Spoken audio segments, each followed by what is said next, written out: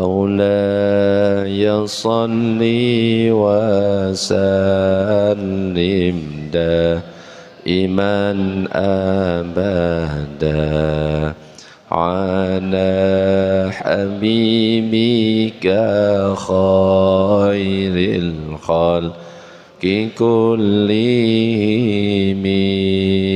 مولاي صل وسلم دائما أبدا على حبيبك خير الخلق كلهم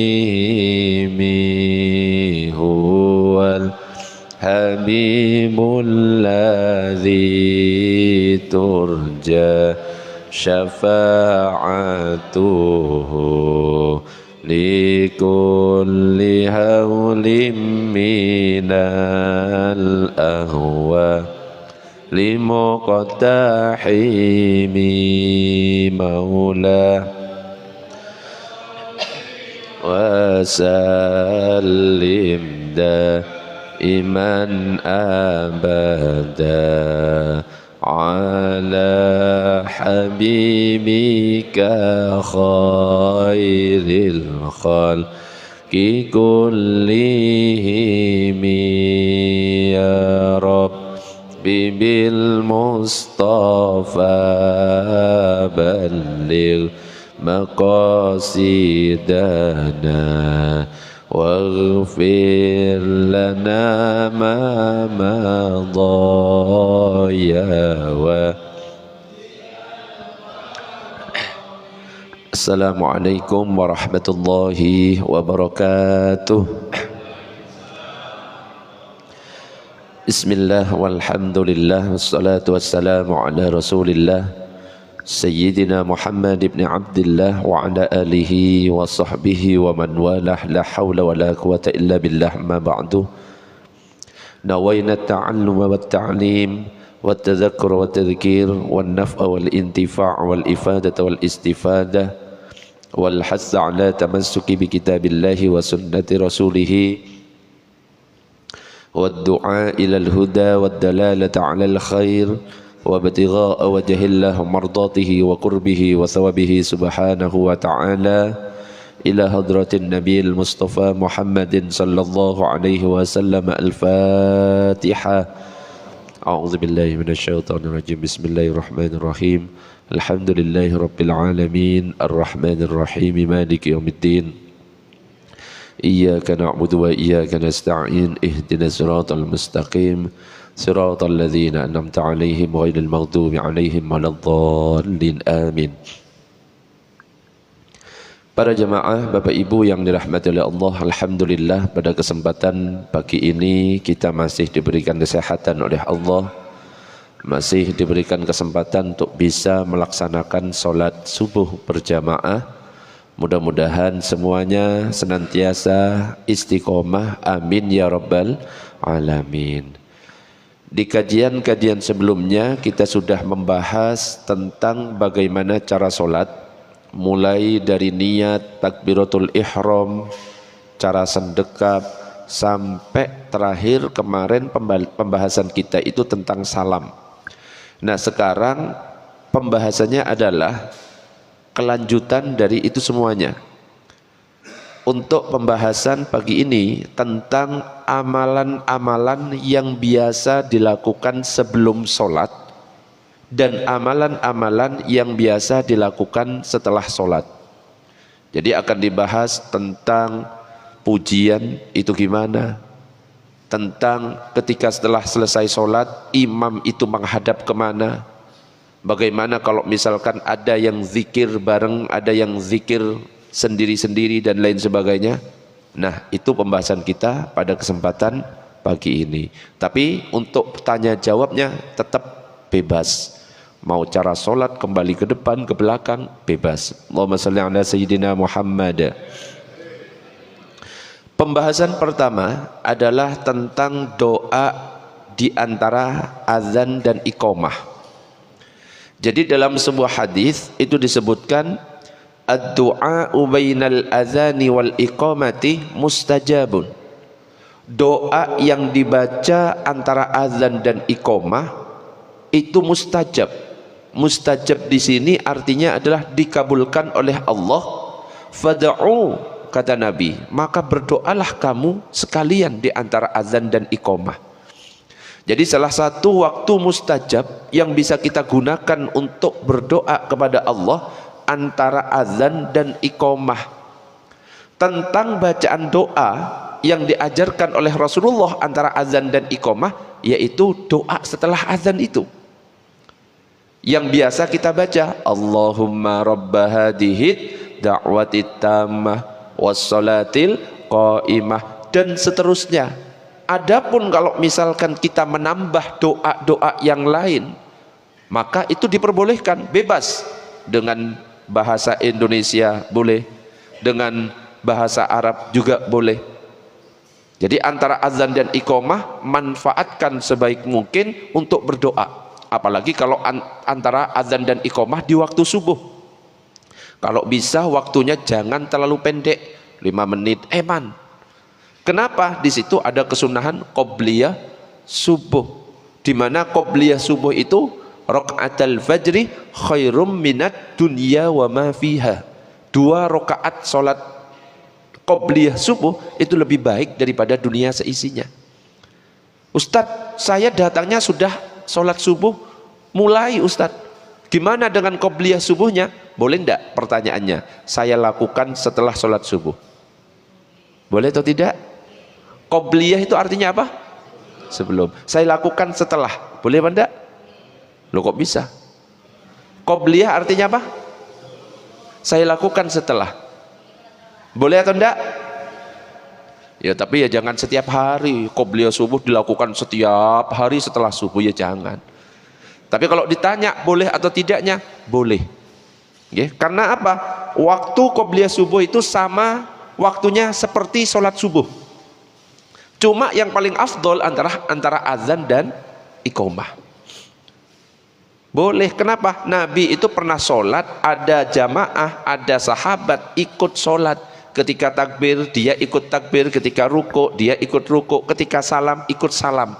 Kebetulan sholat yang dikerjakan adalah sholat subuh. Nah, setelah selesai sholat subuh, assalamualaikum warahmatullah, assalamualaikum warahmatullah, sahabat satu ini berdiri sholat di sampingnya Nabi. Ketika selesai ditanya, kamu sholat apa? Saya sholat qobliyah subuh yang belum sempat saya kerjakan. Boleh. Nanti akan ada pembahasan lebih detailnya. Tapi kita kembali lagi. Allahumma sholli ala sayyidina Muhammad.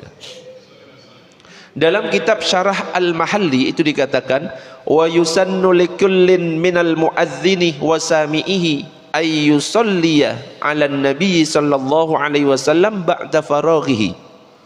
Disunnahkan untuk setiap muadzin dan orang yang mendengar azan tersebut membaca solawat kepada Nabi sesudah selesai azan tersebut. Li hadithi Muslim, karena ada hadis yang diriwayatkan oleh Imam Muslim, idza sami'tumul muadzin faqulu mithla ma yaqul. Kalau kita mendengar ucapan muadzin, Allahu akbar, Allahu akbar, kita ucapkan sama dengan apa yang diucapkan oleh muadzin, kecuali pada lafaz hayya 'alas shalah. Jawabannya la haula wala quwata illa billah. Hayya 'alal falah. Jawabannya la haula wala quwata illa. As-salatu khairum minan naum. Jawabannya sudah mulai bingung. Karena apa? Bangunnya pas saya azan lagi di kamar mandi, Ustaz, jadi nggak terbiasa. Apa jawabannya? As-salatu khairum minan naum. Sodakta wa barorta. Jawabannya sama. Kemudian ketika selesai, maka dikatakan di sini bersolawat. Salah satu contohnya yang biasa kita baca doa setelah adzan. Allahumma rabba hadhihi da'watit tammah. Jangan lupa ketika doa langsung digunakan adab-adab berdoa. Tetap ada pujian kepada Allah, ada solawat kepada baginda, jangan Allahumma rabb hadhihi, jangan langsung seperti itu. Alhamdulillahi rabbil alamin, Allahumma shalli ala sayyidina Muhammad, Allahumma rabb hadhihi da'wati tammah. Karena itu yang nanti akan membawa doa kita di hadapan Allah Subhanahu wa taala. Nyampe di masjid, kalau ada waktu qobliyah jangan ditinggalkan, karena nanti qobliyah itu yang nanti akan menyempurnakan sholat wajib kita. Makanya pernah saya sampaikan, kalau misalkan sholat ba'diyah isya dibandingkan dengan sholat tarawih 20 rakaat, lebih afdol mana? Ba'da isya. Ba'da isya bisa menyempurnakan sholat isya, tapi sholat tarawih gak bisa meskipun 20 rakaat. Makanya jangan ditinggalkan ba'da isya itu. Kalau memang masih ada waktu setelah selesai qobliyah, doa sendiri. Kalau seandainya mau pujian, boleh pujian. Kalau bisa pujiannya yang isinya doa, bagus. Istighfar misalkan, astaghfirullah rabbal baraya, bersama-sama, astaghfirullah minal khataya Rabbi zidani ilman nafi'a wa wafiqani amalan salihah ya Allah. Lanjut.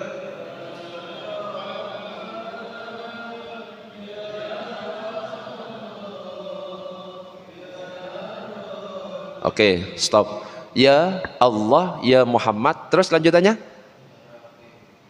Ya Allah, ya Muhammad. Lanjutannya? Ya. Kok bingung ini, tambah mengecil suaranya ini. Ulangi. Salah gak apa-apa, ya, namanya ngaji. Ya Allah, ya Muhammad. Lanjut.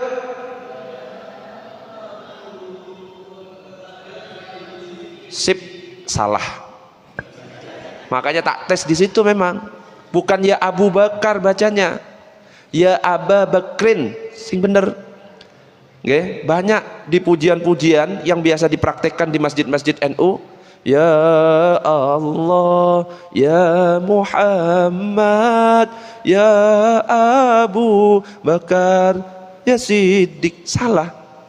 Bukan ya Abu Bakar, tapi cara bacanya dalam bahasa Arab ya Aba Bakrin ni Siddiq. Ya, karena apa? Ada ya ketemu dengan mudhaf ilaih, maka setelah ya itu pasti fathah, dan yang paling akhir pasti kasroh.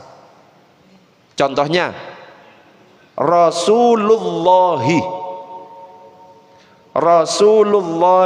kalau dikasih iya di depannya, maka yang tengah itu jadi fathah, ya Rasulallahi. Makanya kalau kita sholawat, ya Rasulullah, bukan ya Rasulullah.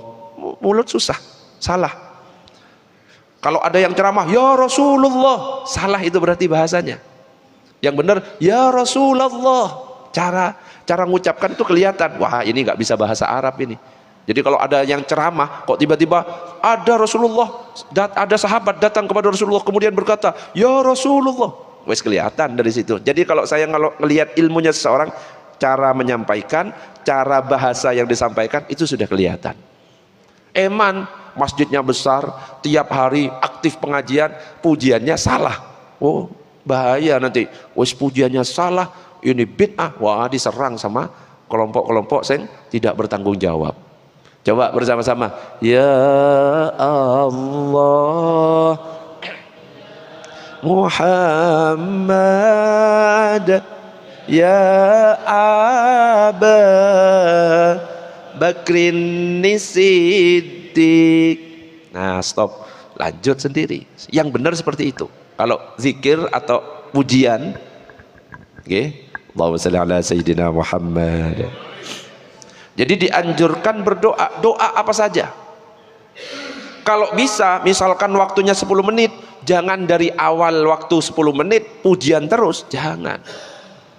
Kasih jeda kosong dulu, biar apa? Biar jamaah yang datang fokus sholat qobliyah. Faham sampai di situ? Kurang 5 menit atau kurang 3 menit baru pujian. Ini nunjukkan oh mau waktu azan. Jadi nanti akan dijadikan tanda itu sama jamaah. Sudah mulai pujian. Berarti ini kurang lebih 3 menit sampai 2 menit akan azan. Nah. Jadi salah satu anjuran yang bisa kita lakukan sebelum kita sholat, berdoa di antara azan dan iqamah. Allahumma shalli ala sayyidina Muhammad. Sebelum dilanjutkan sampai di sini ada pertanyaan? Monggo silakan kalau ada pertanyaan. Ada? Kok tumben? Gak ada pertanyaan. Ini suara saya soalnya sudah habis. Ini sudah tak paksa untuk ngomong. Ada? Sudah bunyi mic tadi? Belum? Oke, kalau belum kita lanjut. Allahumma salli ala sayyidina Muhammad. Tentang masalah pujian. Nah, tadi sempat disinggung. Gak apa-apa kita melakukan pujian. Yang penting pujiannya benar. Jangan sampai salah. Karena dulu di zaman Nabi itu juga pernah dilakukan. An Sa'id bin al-Musayyib qala. Dari Sa'id bin al-Musayyib dia berkata, marra Umar bi Hasan ibn Thabit wa huwa yunshidu fil masjid.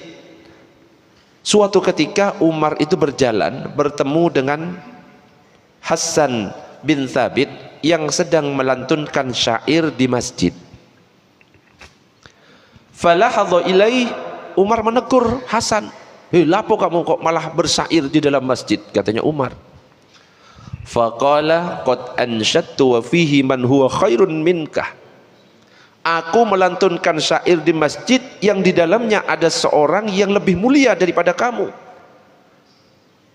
Kemudian dia menoleh kepada Abu Hurairah, saya bersumpah kepadamu dengan nama Allah, hai Abu Hurairah, pernahkah kamu mendengar Rasulullah berkata kepada saya, hai Hasan, balaslah syair orang-orang kafir untuk membelaku.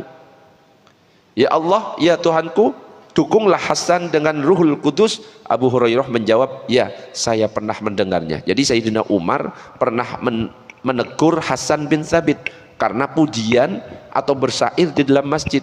Akhirnya Hasan bin Thabit mengatakan, saya pernah pujian dan di samping saya itu ada Rasulullah, orang yang lebih mulia dari kamu. Rasulullah nggak apa-apa, malah nyuruh untuk membalas pujian-pujian untuk orang kafir itu. Lah kenapa kamu kok malah nyalahkan? Akhirnya Abu Hurairah, benar kan Abu Hurairah? Iya benar. Ini menunjukkan nggak apa-apa, nggak masalah. Tapi intinya kalau kita melakukan sesuatu di dalam masjid, ojo sampai mengganggu orang yang sholat. Makanya tadi saya sampaikan, kalau mau pujian, waktu yang sudah ditentukan 10 menit, jangan full 10 menit. Biarkanlah 5 menit, kosong dulu, biar jamaah bisa fokus. Kurang 4 menit, 3 menit, 2 menit, silahkan pujian sambil menunggu azan. Nah, Syekh Muhammad Amin Al-Qurdi di dalam kitabnya Tanwirul Qulub mengatakan, wa amma salatu wassalam ala nabi sallallahu alaihi wasallam akibal adhani faqad sarrahal asyakhu bisunniyatihima. Adapun membaca solawat dan salam atas Nabi setelah azan, kalau istilah Jawanya itu pujian, maka para masyayikh menjelaskan bahwa hal itu hukumnya adalah sunnah.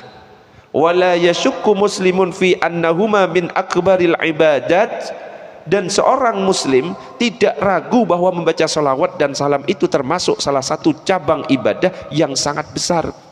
Wal jahru bihima wa kaunuhuma ala manaratin la yukhrijuhuma anis sunniyati. Adapun membaca dengan suara keras dan di atas menara, itu pun tidak menyebabkan keluar dari hukum sunnah. Jadi pujian yang kita lakukan sebelum sholat itu juga sunnah, boleh dilakukan, tapi diatur, gitu intinya. Kalau bisa isinya doa atau ngajak jamaah untuk ke masjid, karena pahala mengajak jamaah ke masjid itu luar biasa. Man dalla ala khairin falahu mithlu ajri fa'ilihi. Siapa menunjukkan pada kebaikan dapat pahala sama. Yang paling banyak pahalanya itu orang yang azan. Kenapa? Berapa orang yang datang gara-gara azannya orang itu dapat pahala semuanya. Jadi intinya ngajak itu dapat pahala. Nah sekarang ada pertanyaan, ibu-ibu sholat sendiri di rumah dengan bapak-bapak yang sholat jamaah di masjid, pahalanya lebih banyak mana? Halo? Saya tanya, sholat jamaah berapa pahalanya? 27. Sholat sendiri pahalanya berapa? Pertanyaannya, ibu-ibu kan afdolnya sholatnya di rumah jika menimbulkan fitnah. Nah pertanyaannya, ibu-ibu yang sholat sendirian di rumah dengan para bapak-bapak, para suami yang sholat jamaah di masjid, pahalanya lebih banyak mana?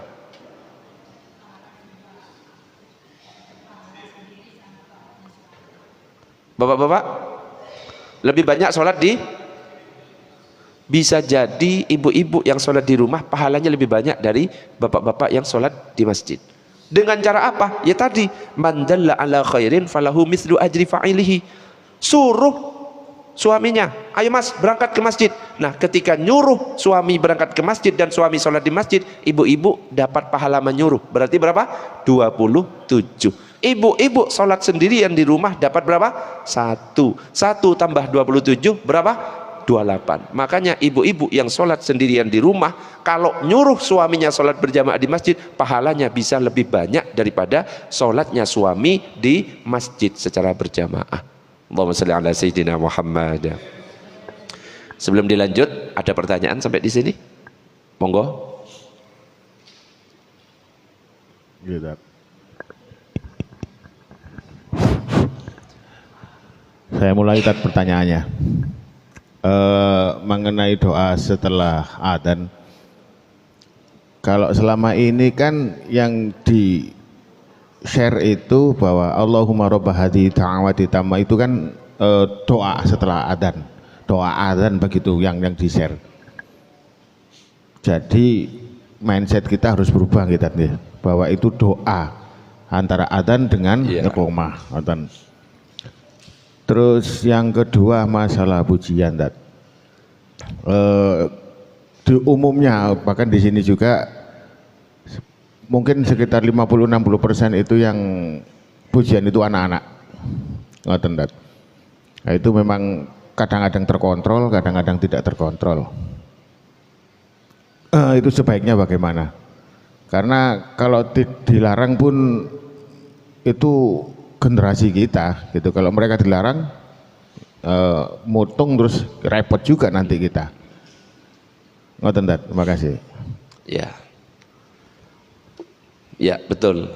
Jadi Allahumma rabb hadhihi da'wati tammah itu sebenarnya doa antara azan dan iqamah, tapi afdolnya dibaca langsung setelah azan, makanya disebut sebagai doa setelah azan. Itu afdolnya langsung. Nah untuk pujian biasanya yang melakukan anak-anak, gak apa-apa, jangan dilarang, biarkan. Nah kalau misalkan ini posisi nggak ada anak-anak kan bisa kontrol kan, nggak langsung kan tadi. Kalau pas lagi posisi nggak ada anak-anak, kontrol seperti biasa. Tapi kalau misalkan anak-anak kok semangat, biarkan saja. Ya kita itu ya harus memaklumilah. Jangan sampai anak-anak itu kita cegah datang ke masjid. Kalau bisa, kalau ingin mengingatkan anak-anak, jangan pakai kalimat negatif. Untuk anak-anak jangan rame dan jangan bikin gaduh. Itu buat kalimat negatif itu. Itu nanti masuk ke alam bawah sadarnya. Jangan. Kalimat harus positif. Untuk anak-anak mohon untuk tertib. Nah, itu kalimat positif, bagus. Jadi jangan, untuk anak-anak tolong jangan rame, jangan bikin gaduh. Paham maksudnya? Ini kalimat negatif, kurang baik. Meskipun ya mengingatkan, tapi kalau bisa gunakan yang positif. Untuk anak-anak jamaah mohon untuk tertib. Kalimatnya positif, jadi diatur, itu jauh lebih baik. Jadi anak-anak yang misalkan pujian nggak apa-apa, biarkan. Ya, jadi kita yang dewasa ini memaklumi. Karena apa? Itu nanti kader-kader kita. Siapa yang mau melanjutkan kita kalau misalkan mereka itu, jangan aturannya gini, aturan gini. Namanya anak-anak, ya sudahlah, biarkan saja. Ya. Nabi saja kepada Sayyidah Aisyah ketika masih kecil, main boneka-bonekaan, dibiarkan. Karena memang nggak apa-apa kalau boneka untuk anak kecil. Tapi kalau untuk ya kayak ibu-ibu ya, terus main boneka, itu nggak boleh itu. Jadi boneka itu dibolehkan hanya untuk anak kecil, nggak apa-apa kalau anak kecil. Ya. Jadi kalau ibu-ibu nggak usah sok imut, nggih, tidur pakai boneka, nggak usah, biasa saja, nggih. Sudah nggak boleh. Jadi ada perkecualian-perkecualian, biarkan saja. Kalau memang salah kalimatnya dikasih tahu. Ya, karena kadang-kadang anak-anak itu nggak ngerti ini tempatnya di bulan Ramadan, di hari lain malah dibuat zikir. Jadi musola saya itu loh, bukan bulan Ramadan, dikiranya nawaitu shauma ghadin. Ya gak pas. Dikasih tahu, Mas, bukan itu dikirnya, yang lain, sing umum. An ada ifar, ya gak cocok karena sekarang masih belum bulan Ramadan. Gak apa-apa sambil dibimbing, okay? Tetap gak apa-apa, silakan. Tapi kalau misalkan ada apa salah-salah, diingatkan, ini sing bener, tidak apa-apa. Nah, kita misalkan kita ini harus apa namanya, nyantai, karena ketika berbicara pujian ada yang setuju, ada yang tidak. Ocok ngotot, ini sunnah loh kata kajian tadi pagi. Lah ini yang saya sampaikan, yang berpendapat bahwa hukumnya adalah sunnah karena kita memang mengamalkan. Tapi mereka yang mengatakan ini bukan sunnah, ya sudah nggak apa-apa. Tetapi kita misalkan ya, kita berpendapat pujian tidak sunnah, terus kemudian sholat yang biasanya pujian, kita harus memaklumi. Kalau memang nggak setuju, cari tempat yang memang nggak ada pujiannya. Begitu juga dengan kita yang biasa pujian, kok tiba-tiba sholat di tempat yang zikirnya sendiri-sendiri, sholatnya nggak pakai kunut, ya sudah kita manut aja. Ya, jadi kita yang berlapang dada. Jangan sampai itu nggak enak, ini ada pujian mengganggu dan lain sebagainya. Jangan. Udah tahu di sini ada pujian, ya datangnya harusnya lebih awal. Sholatnya atau di rumah biar nggak terganggu sholat qobliyahnya. Jadi harus membuat solusi sendiri. Jangan membuat ribut dengan orang-orang yang di luar gitu kalau bisa. Ada lagi pertanyaan? Monggo. Oke. Assalamualaikum warahmatullahi wabarakatuh. Waalaikumsalam warahmatullahi wabarakatuh. Tadi sampun disampaikan kalau pujian untuk anak-anak juga tidak dipermasalahkan kita. Untuk pujian anak-anak itu juga bisa berlaku untuk adzan atau iqomah untuk anak-anak. Gimana? Berlaku untuk adzan atau iqomah. Azan dan iqomah. Ya. Assalamualaikum warahmatullahi wabarakatuh. Waalaikumsalam warahmatullahi wabarakatuh. Azan dan iqomah dilakukan anak kecil boleh apa enggak? Boleh. Wong anak kecil jadi imam boleh. Anak kecil belum balik jadi imam, tapi syaratnya adalah tamyiz. Dalam mazhab Syafi'i, meskipun belum balik, anak kecil boleh jadi imam. Tapi wajib anak kecil yang jadi imam itu faham tentang masalah fikih sholat. Apa yang menyebabkan batal sholatnya, ketika sholatnya batal dia harus ngapain, dia harus ngerti. Tapi kalau nggak paham itu, meskipun dia hafal Quran, jangan dipilih jadi imam. Karena kalau kita buka kitab-kitab fikih, yang dilihat dulu itu syarat jadi imam faqih. Faqih itu artinya apa? Dia faham tentang masalah sholat. Tapi kalau ditanya apakah boleh anak kecil azan? Boleh. Apakah boleh anak kecil iqomah? Boleh. Sebagai bentuk pelajaran buat mereka, boleh. Jadi Bilal? Boleh. Jadi imam? Boleh. Meskipun yang afdol itu adalah tetap yang dewasa. Oke, bukan yang tua. Jadi imam itu kalau milih bukan yang tua atau pemilik musola. Gara-gara pemilik musola terus dia jadi imam, bukan. Tapi syaratnya faqih, terus yang kedua bacaannya bagus. Dan banyak kemudian ya, ini. Bahkan disampaikan juga syaratnya itu yang disenangi jamaah siapa? Kalau seandainya ada imam sama-sama alim, sama-sama hafal Quran, dilihat umurnya, siapa yang lebih tua, umurnya sama, Dilihat lagi siapa yang pertama tinggal di perumahan itu. Oh ternyata sama bareng tinggalnya. Dilihat lagi siapa yang paling ganteng. Pengaruh itu. Loh kenapa? Tambah semakin disenangi jamaah, tambah afdol. Karena imam yang dibenci jamaah meskipun sholatnya sah, makruh. Makanya, oh ini saya lebih senang ini Ustaz. Oh Ustaz sama-sama ganteng Ustaz. Pilih yang paling sabar. Caranya milih yang paling sabar gimana? Yang istrinya lebih banyak itu biasanya jauh lebih sabar. Kenapa? Sering diomeli, wis tahan banting. Makanya kalau ada alim sama-sama hafal Quran, satunya istrinya dua, satunya istrinya satu, yang istrinya dua jadi imam. Kenapa? Sudah tahan banting lebih sabar. Allahumma sholli ala sayyidina Muhammad. Ada pertanyaan? Monggo. Monggo, kalau ada pertanyaan yang lain silahkan. Lanjut? Masih belum. Allahumma sholli ala sayyidina Muhammad. Mundur sedikit enggak apa-apa tadi? Boleh, boleh. Masalah tasyahud, pada saat tasyahud akhir kita kalau makmuman itu kan Ustadz menyampaikan innaka hamidum majid, begitu assalamualaikum kan jari kita lepas. Ya. Untuk posisi makmum gimana Tat? Posisi makmumnya bagaimana? Tunggu bacaan dari makmumnya sendiri selesai atau pada saat imam assalamualaikum kita ikut juga gitu?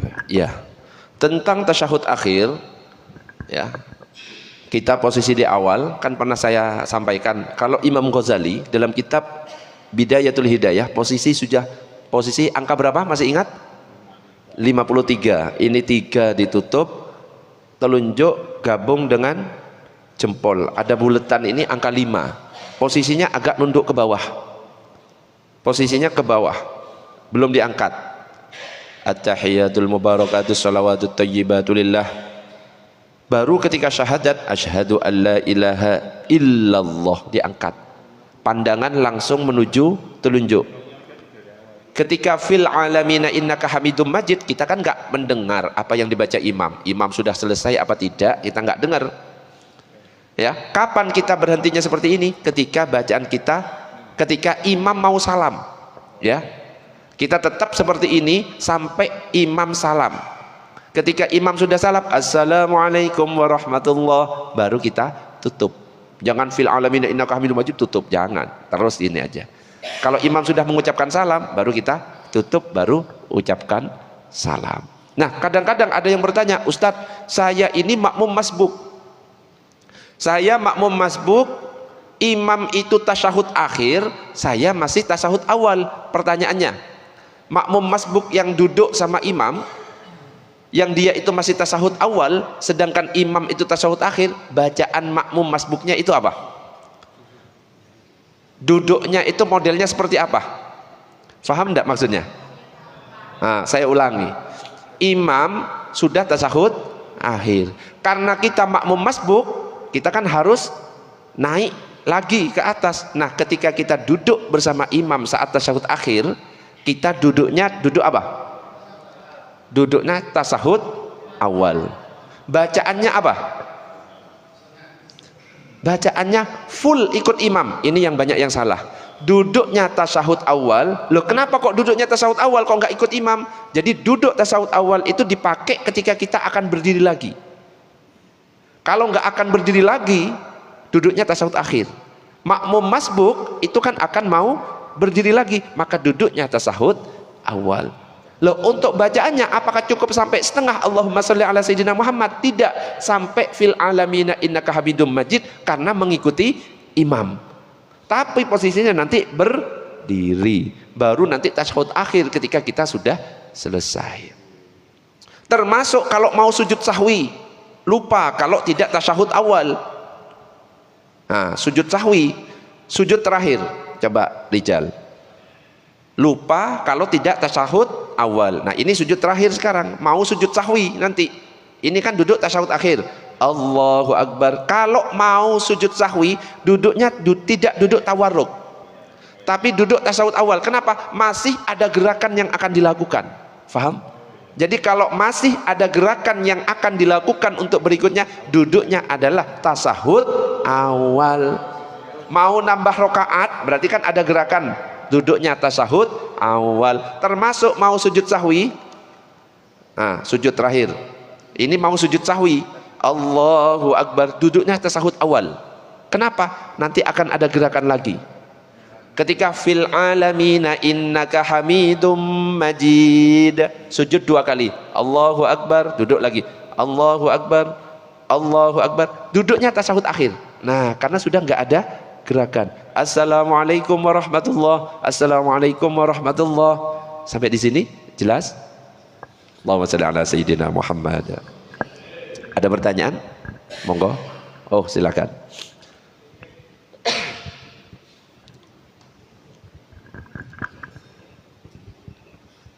Mohon izin Ustaz, Monggo. berkenaan dengan duduk tasawuf akhir. Mungkin ada beberapa teman yang melakukan sholat sunnah, mungkin qobliyah atau ba'diyah, di mana mestinya itu di akhir dari duduk tasawuf akhir, tetapi posisinya Tasawuf sebelum awal. salam tetap pakai tasawuf awal. Mungkin ada dasarnya Ustadz, mohon penjelasannya, matur suwun. Ya. Ada sebagian dari saudara kita yang ketika sholat qobliyah atau ba'diyah kemudian duduknya tasyahud awal salam, itu pakai mazhab Hambali. Ya. Kalau mazhab Syafi'i, setiap sholat mau 4 rakaat ataupun 2 rakaat, kalau sudah berakhir dan tidak ada gerakan yang lain, kita duduknya tasyahud akhir, tawarruk. Tawarruk ini seperti ini. Mau 2 rakaat, mau 1 rakaat sholat witir, duduknya seperti ini. Kita mazhab Syafi'i. Nah, kalau ada yang duduknya tasyahud awal, witir karena 1 rakaat, duduknya seperti ini. Atau qobliyah ba'diyah ada seperti ini terus salam, itu pakai mazhab Hambali. Jadi kalau di pendapat mazhab Hambali itu duduk tasyahud akhir, tawarruk itu dilakukan ketika sholatnya 4 rakaat atau 3 rakaat atau 4 rakaat. Kalau cuma 2, baik sholat subuh duduknya tetap tasyahud awal, nggak apa-apa, nggak masalah. Wong duduk bersila sah banda? Sah. Kaki diangkat 1 sah banda? Sah. Kurang ajar tapi. Loh, bener, karena yang wajib duduk iftiros sama duduk tawarruk hukumnya sunnah, makanya harus ngerti. Duduk yang penting, selonjoran Allah sujud terus selonjoran. Coba, lah enggak, kita harus ekstrim ngasih contoh. Coba kamu sujud terakhir. Sujud terakhir. Allahu Akbar, selonjor. Sah. Cuma kurang ajar ini. Lah kita nanya sah atau tidaknya loh. Bukan masalah loh ini kan nggak baik loh, bukan itunya. Kita nanya sah atau tidak, sah tapi nggak baik memang. Makruh hukumnya. Sendekap misalkan Allahu Akbar, kita ubah Allahu Akbar. Coba, ini sah apa enggak? Sah tapi makruh. Allahu Akbar. Sah apa enggak? Sah tapi makruh. Tidak sendekap. Allahu Akbar. Sah. Gak pakai makruh. Kenapa? Imam Malik gak pakai sendekap. Minimal ngerti ya. Oh sah tapi makruh gitu loh. Allahumma shalli ala sayyidina Muhammad. Monggo, ada pertanyaan yang lain? Silakan. Ibu-ibu kok tumben sepi? Hah? Anteng ya? Hah? Boleh tanya, mic-nya digeser boleh.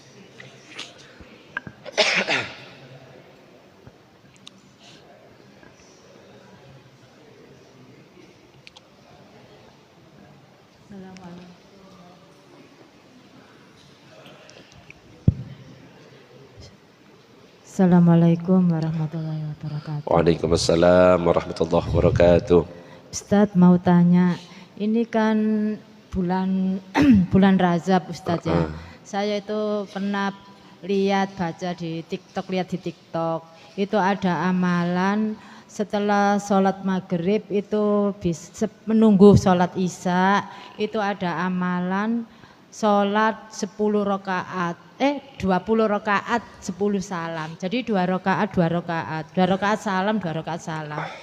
Nah, itu untuk bacaannya itu pakai surat Qul Al-Ahad Qul Huwallahu Ahad. Berapa kali? Al-Ikhlas? Iya. Berapa kali gitu kan ya? Iya itu. Apa itu memang ada atau amalan yang betul atau bagaimana? Mohon petunjuknya Ustadz. Yes. Iya. Assalamualaikum warahmatullahi wabarakatuh. Kalau di kampung-kampung, kalau kita baca-baca, share-sharean, ada sholat rojab. Pernah dengar? Sholat yang dilakukan di bulan rojab. 10 rakaat yang dibaca Al-Ikhlas berapa kali dan lain sebagainya. Kalau kita lihat di kitab-kitab fikih itu tidak ada. Memang Imam Ghazali mengatakan sunnah, tapi kadang-kadang para ulama beda pendapat. Imam Nawawi mengatakan itu bid'ah. Tapi saya pakai pendapatnya Imam Nawawi. Saya paling yang menyampaikan gitu loh. Nggak ada sholat yang seperti itu, nggak usah diamalkan. Karena saya kan biasanya ngajinya masalah fikih. Dan dalam kitab fikih, coba buka kitab fikih apa saja, nggak akan pernah ditemukan sholat rojab, sholat nisfu sya'ban. Itu nggak ada. Yang ada sholat mutlak yang dilakukan di bulan rojab, baru boleh. Sholat mutlak yang dilakukan di malam nisfu sya'ban, baru boleh. Jadi niatnya yang kadang-kadang salah. Saya sholat nisfu sya'ban karena Allah. Nggak ada sholat nisfu sya'ban, cari dimanapun nggak ada. Saya sholat rojab, nggak ada sholat rojab. Tapi kalau niatnya benar, saya sholat sunnah mutlak, Allahu Akbar, tapi dilakukan di bulan rojab, boleh. Saya sholat hajat dilakukan di bulan rojab, boleh. Tetap pakai sholat yang memang sudah ada penjelasan-penjelasan dari para ulama. Itu di kitab Riyadhus Shalihin. Nggak ada kalau kitab Riyadhus Shalihin. Saya sudah baca kitab Riyadhus Shalihin, nggak ada sholat sunnah rojab, nggak ada. Berarti kita pakai ya Ustadz ya, niatnya itu niat sholat mutlak. Ya, gitu. kalau mau melakukan niatnya tetap saya sholat sunnah mutlak karena Allah, lakukan saja, nggak apa-apa. Nggak pakai di bulan rojab itu nggak Nggak usah disebut. Atau saya sholat hajat 2 rakaat karena Allah. Ya, di situ bukan kitab Riyadhus Shalihin, kitab Ihya Ulumuddin yang benar. Ya. Di TikTok itu loh. Di TikTok itu kadang-kadang ngawur. Jadi nggak usah percaya TikTok, percaya saya aja, okay? Masa nggak percaya? Kan ada TikTok saya juga sih. Kok nyari TikTok yang lain? Itu loh, saya ngelihat 180. Ini berapa? Atau bah? Luar biasa. Berapa bro? Lihat ya. Kak 0. Gak apa-apa. Sementara, okay? Tapi biasanya sering lewat di beranda saya, ya, sholawatan, ngaji tafsir, ngaji tarjim, wih luar biasa, tiap hari. Loh itu bagus itu, dilanjutkan kayak gitu tuh, ngaji ini.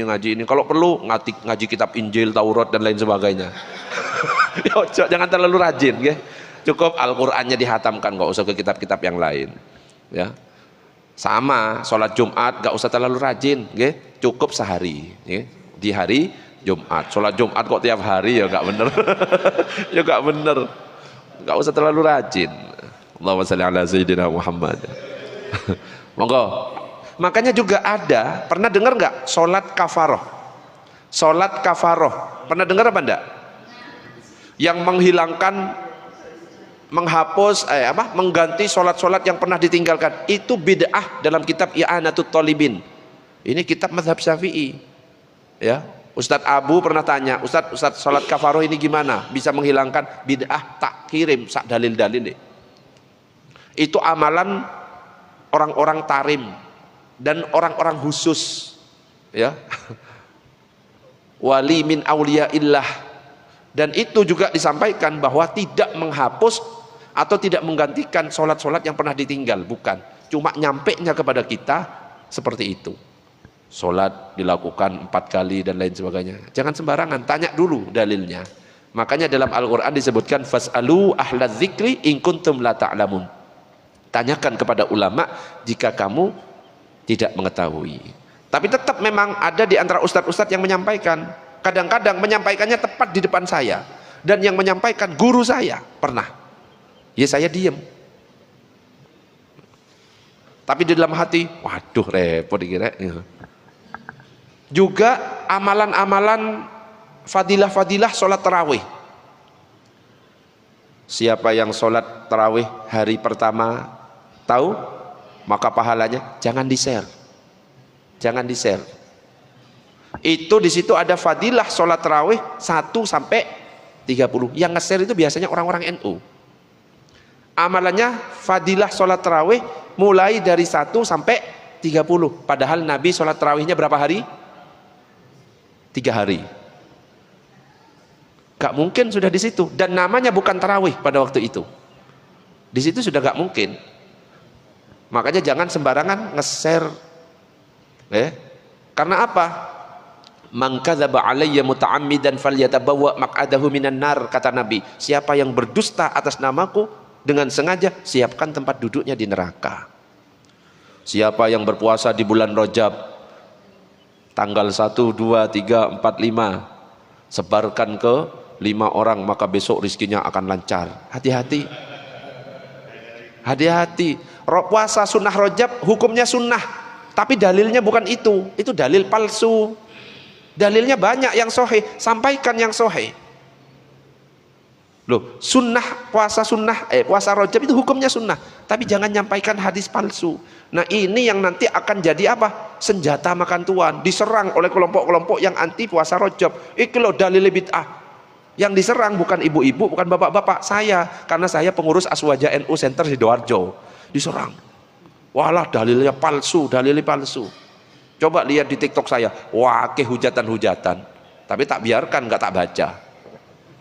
Saya cuma ngepost terus tak biarkan. Sakarpung, sakarpung banyak. Ya, bilang Ustadz TikTok, oh memang tak bilang gitu. Ustadz Konoha, memang tak bilang. Gak apa-apa kalau saya. Allahumma shalli ala sayyidina Muhammad. Wong Nabi ya dicaci maki, apalagi cuma sekelas Ustadz ya. Dicaci maki wis biasa. Monggo, ada pertanyaan yang lain? Jadi jangan sembarang nge-share hadis palsu. Kalau mau nge-share, share hadis yang sahih. Kalau ditanya apakah puasa di bulan Rajab sunnah? Sunnah hukumnya. Monggo, ada pertanyaan yang lain? Silakan. Belum? Oke, kita lanjut materi terakhir tentang amalan setelah selesai sholat, yaitu mengusap wajah. Biasanya kita melihat Assalamualaikum warahmatullah, Assalamualaikum warahmatullah, ada yang mengusap wajah. Betul apa enggak?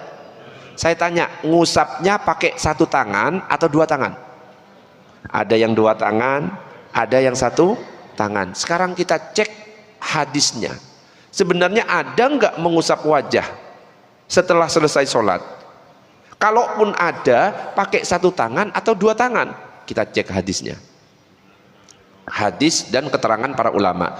An Anasin qala, kana Rasulullah sallallahu alaihi wasallam idzan fatala min salatihi masaha wajhahu biyadihil yumna. Dari Anas, dia berkata, Rasulullah sallallahu alaihi wasallam apabila selesai sholat, beliau mengusap wajahnya dengan tangan kanannya. Tapi tidak hanya sebatas ngusap. Assalamualaikum, assalamualaikum. Enggak. Summa qala, Rasulullah berdoa. Doanya apa? Bismillahilladzi la ilaha illa huwar rahmanur rahim. Allahumma adhhib annil hamma wal hazan. Jadi ada doanya. Ibu-ibu ketika ngusap wajah ada doanya atau enggak? Enggak ada. Bapak-bapak? Enggak. Berarti cuma ikut-ikutan doa. Alhamdulillah ngarang ya. Ada doanya, dan ini doanya. Coba bersama-sama. 1, 2, 3. Bismillahilladzi la ilaha illa huwar rahmanur rahim. Allahumma adhhib annil hamma wal hazan. Ustaz gak hafal, Ustaz. Wis kakian hafalan. Dengan bahasa Indonesia boleh. Intinya apa? Ya Allah, hilangkan dariku rasa galau dan kesusahan. Dalam hati gak apa-apa. Yang penting ada doa. Dan cara dari Nabi Shallallahu Alaihi Wasallam, usap dengan tangan kanan. Ini tentang status hadisnya. Hadis ini hasan. Artinya kalau hasan boleh diamalkan. Tapi jangan heran kalau ada yang mengatakan hadis ini dhaif, jadi tidak diamalkan. Kadang-kadang hadisnya sama, penilaian dari ulamanya berbeda. Menurut A, hadisnya sahih, hasan. Menurut B, hadisnya dhaif, akhirnya tidak mengamalkan. Jadi gak usah heran. Kalau ada yang gak mengamalkan, gak apa-apa. Ada yang mengamalkan juga tidak apa-apa. Apalagi ini amalan setelah selesai sholat, bebas. Kalau setelah selesai sholat, assalamualaikum warahmatullah, assalamualaikum warahmatullah, pulang. Boleh benda? Boleh. Karena selesai sholatnya. Assalamualaikum warahmatullah, assalamualaikum warahmatullah. Terus imamnya ngajak para jamaah, biar nggak bosen, nggak usah zikir, kita jogging keliling masjid. Boleh enggak? Boleh, cuma kurang ajar. Assalamualaikum warahmatullah, assalamualaikum warahmatullah. Ngusap wajah, boleh apa enggak? Boleh. Yang nggak boleh kalau yang diusap wajah sebelahnya. Ini yang nggak boleh. Kalau yang diusap wajahnya sendiri, boleh, nggak masalah. Ya, Allahumma shalli ala sayyidina Muhammad. Jadi ini penjelasannya. Pakai tangan kanan. Ustadz, saya biasanya pakai dua tangan. Apakah boleh? Boleh. Karena sholat itu artinya doa secara bahasa. As-sholatu lughatan ad-du'a. Sholat secara bahasa artinya adalah doa. Isinya sholat itu doa. Ketika baca Fatihah, ihdinas siratal mustaqim, doa. Ketika duduk di antara dua sujud, Rabbighfirli warhamni wajburni warfa'ni warzuqni wahdini wa'afini wa'fu anni, doa. Ketika sujud ada doa. Ketika tasyahud akhir sebelum salam ada doa.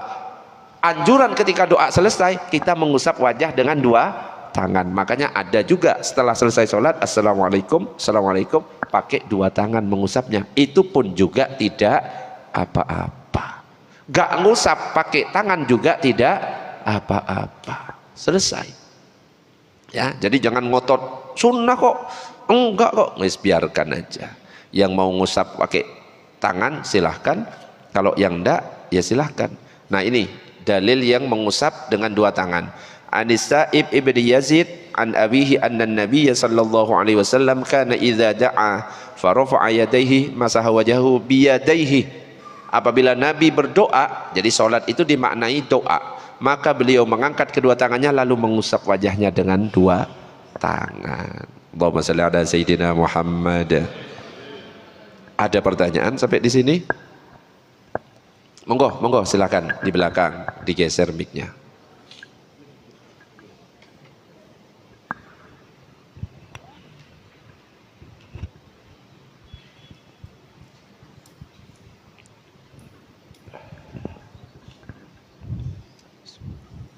Assalamualaikum warahmatullahi wabarakatuh. Waalaikumsalam warahmatullahi wabarakatuh. Mengenai sholat Ustadz, duduk dalam kursi, orang itu dikatakan sakit, ya nggak sakit kalau berdiri bisa, kalau dalam keadaan sholat langsung duduk. Nah, terus kedua, orang terlalu besar juga begitu juga, kan terlalu badannya besar gitu Ustadz, kalau habis sujud berdirinya mungkin berat atau bagaimana itu, nah itu boleh apa enggak dalam keadaan sholat dalam keadaan duduk dalam kursi? Terima kasih. Assalamualaikum warahmatullahi wabarakatuh. Waalaikumsalam warahmatullahi wabarakatuh. Sholat sambil duduk mungkin karena sakit dan lain sebagainya. Jadi dalam hadis itu disebutkan sholli qa'iman, sholatlah kamu dengan berdiri. Fa illam tastati, kalau kamu tidak mampu, fa qa'idan, maka sholat dengan duduk. Fa illam tasdati, jika kamu tidak mampu, fa ala jambin, maka sholat dengan berbaring, kepalanya di utara, kakinya di selatan, menghadap ke arah kiblat. Kalau tidak mampu, sholat dengan cara telentang, kepalanya di timur, kakinya di barat, kepalanya agak diangkat sedikit. Kalau enggak mampu, maka dengan cara isyarat semampunya. Baru kalau enggak mampu semuanya disolatkan. Nah sekarang ada orang sakit, ketika jalan-jalan ke mall bisa, tapi waktu sholat duduk. Ingat, tidak sembarangan duduk ketika sholat. Kalau dia mampu berdiri, cuma gak bisa rukuk dan sujudnya, maka rukhsahnya, keringanannya waktu rukuk dan sujud, bukan dari awal dia itu duduk. Jadi gimana caranya? Misalkan dia untuk rukuk sakit gak bisa, atau sujud gak bisa, tapi berdiri masih bisa, maka berdirinya tetap masih wajib, karena berdiri termasuk rukun sholat. Bukan pas langsung duduk, bukan. Gak boleh kalau dalam mazhab Syafi'i. Jadi posisi sholat berdirinya mampu, Allahu Akbar. Ketika rukuk sudah gak mampu, Allahu Akbar. Duduk gak apa-apa. Sujud gak mampu. Ketika berdiri rakaat kedua baru berdiri lagi. Bukan duduk dari awal padahal dia mampu berdiri, gak sah. Kenapa? Berdiri ketika sholat termasuk rukun dan hanya boleh ditinggal ketika dia tidak mampu. Berbeda dengan sholat sunnah. Kalau sholat sunnah meskipun dia mampu boleh sholat sambil duduk, tapi pahalanya berapa? Separuh dari berdiri. Sholat tarawih misalkan, para jamaah kita untuk sholat tarawih biar lebih estetik, sholatnya untuk pertama ini kita duduk nah, duduk semuanya, Allah sah, tapi pahalanya separuh. Para jamaah untuk hari kedua kita sholat sambil berbaring, miring semua, separuh dari duduk. Lo gak percaya, kayak gak percaya, sah. Kenapa? Sholat sunnah. Cuma ya masa mau dilakukan kayak gitu kan aneh. Cuma kalau ditanya sahnya sah. Cuma dapat yang duduk dapat separuh dari berdiri, kalau yang berbaring separuh dari duduk. Tapi kalau sholat wajib, kalau dia mampu berdiri, wajib berdiri. Ustadz saya nggak mampu sujudnya saja, sujudnya yang dapat rukhsah, bukan malah berdirinya. Jadi tidak dari awal. Pas yang nggak bisa baru itu dapat rukhsah. Ustadz ini ada orang badannya besar, rakaat pertama masih berhasil, Allahu Akbar, rukuk, Allahu Akbar, sujud. Untuk rakaat kedua wis gak esok berdiri karena besar. Gimana Ustadz? Ya gak apa-apa kalau wis gak bisa berdiri. Kalau ada pegangan, ya makanya kalau misalkan tahu gak bisa berdiri, ambil soft paling pinggir supaya apa? Bisa pegangan. Jangan malah megang ke jamaah sebelahnya ini. Itu malah mengganggu. Okay? Ambil di pojok mana yang bisa ditumpu untuk berdiri, gitu nggak apa-apa. Kalau wis nggak bisa, susah Ustaz ini karena wis kebesaran badan saya, wis duduk aja nggak apa-apa. Di rakaat kedua, rakaat satu tetap berdiri. Kenapa? Masih mampu berdiri, bukan langsung duduk, gitu. Oke Pak, ada pertanyaan? Sudah cukup, wis sudah jam 5:30. Mudah-mudahan sedikit yang saya sampaikan bermanfaat. Nanti kita akan bahas tentang bagaimana imam ngadep dan lain sebagainya, sholat tahiyatul masjid, apakah setiap masuk harus tahiyatul masjid, ya misalkan keluar sebentar terus masuk lagi, apakah tahiyatul masjid, keluar lagi masuk lagi, apakah tahiyatul masjid, nanti akan dibahas. Loh penting, bener kan? Karena sholat tahiyatul masjid sholat untuk ketika masuk masjid, menghormat. Ngambil dagangan, nggak ngambil dagangan, barang misalkan keluar terus masuk tahiyatul masjid, keluar lagi ngangkat barang masuk lagi tahiyatul masjid. Apakah seperti itu? Nanti akan dibahas di pertemuan-pertemuan berikutnya. Untuk pagi ini kita tutup dengan doa kafaratul majlis. Subhanakallahumma wa bihamdika asyhadu an la ilaha illa anta astaghfiruka wa atubu ilaik. Assalamualaikum warahmatullahi wabarakatuh.